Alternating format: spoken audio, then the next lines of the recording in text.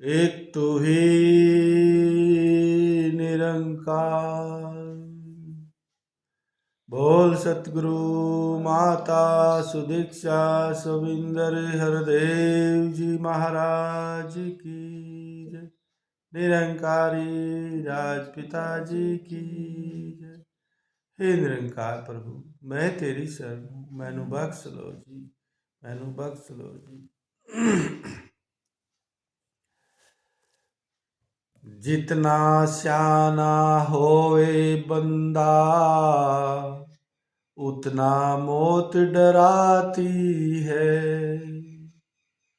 जो जो कदम बढ़ाए करनी, प्यास भी बढ़ती जाती है।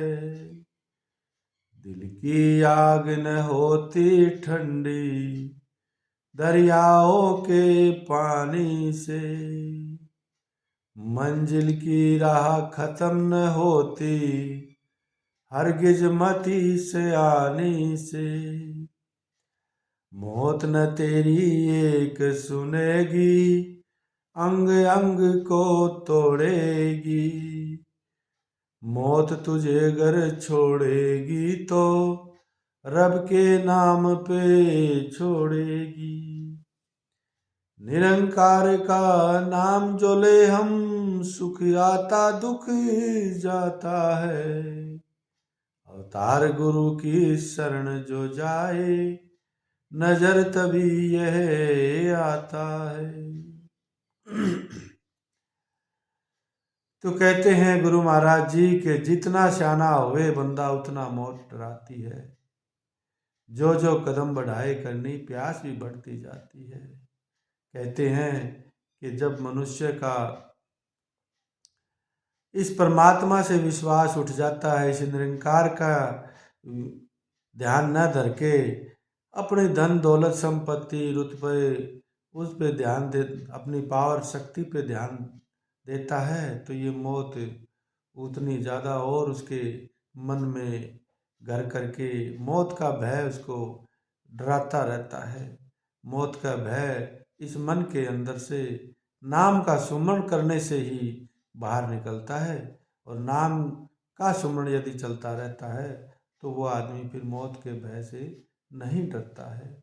ये संतों ने, सतगुरु महाराज जी ने एक बहुत बड़े अनुभव की बात बताई है कि नाम की कमाई, नाम का सुमरण आखिरी वक्त, आखिरी सांस तक यदि चलता रहता है तो आदमी मौत के भय से नहीं मरता है। वो उसको किसी भी प्रकार का कोई डर नहीं सताता है। दिल की आग न ठंडी होगी दरियाओं के पानी से, मंजिल की राह खत्म न होती मर होती हरगिज मती से आने से। अपनी मनमति, अपना सियानापन सब कुछ छोड़ छाड़ के सीधा सीधा एक शरणागति इस निरंकार की, एक नाम के सुमरण का सहारा ही इसके लिए सबसे उत्तम सहारा बनेगा। मौत न तेरी एक सुनेगी। देखो यहाँ बता भी दिया है गुरु महाराज जी ने कि मौत न तेरी एक सुनेगी, अंग अंग को तोड़ेगी। जब तक इस शरीर के अंदर नाम का सुमरण शुरू नहीं होगा, इस मन के अंदर फिर काल का रूप धारण कर लेता है। ये मन मायावी है, काल और माया का रूप है। तो जब शरीर से इस जीव ने निकलना होता है तो ये मन उस समय पूरा पूरा काल का रूप धारण कर लेता है और नाना प्रकार के डर भय भरम शंकाएं इस शरीर में पैदा करता है। तो तब कहते हैं गुरु महाराज जी, मौत तेरी एक न सुनेगी, अंग अंग को तोड़ेगी। तो उस समय जो मौत का भय है, जो शरीर के अंदर जो है, वो पूरा पूरा सारे शरीर के अंदर ऐसी अवस्था पैदा कर देगा जैसे एक साथ 1000 बिच्छुओं ने डंक मार दिया। इतना ज़्यादा कष्ट, इतना ज़्यादा दर्द इस शरीर में होता है। और यदि वो दर्द कम करना है, उस मौत के भय से बचना है, तो फिर ये मौत तुझे अगर छोड़ेगी तो रब के नाम पे छोड़ेगी। यदि उसी वक्त यदि नाम का सुमरण आ जाता है, नाम का सुमरण शुरू हो जाता है इस शरीर के अंदर, तो फिर वो मौत का भय दूर हो जाएगा। एक तुरंत एक सेकंड नहीं लगती है। तो उस अवस्था में हमें पहुंचने के लिए तो हमें शुरू से ही तैयारी करनी पड़ेगी, ताकि हर सांस के साथ, हर पल के साथ नाम का सुमरण जुड़ जाए, तो आखिरी समय में भी वो नाम की याद आ जाएगी। और जितनी ज़्यादा नाम की कमाई हम इकट्ठी करेंगे तो आखिरी वक्त वो स्वाभाविक है, नाम का सुमरण याद आना ही आना।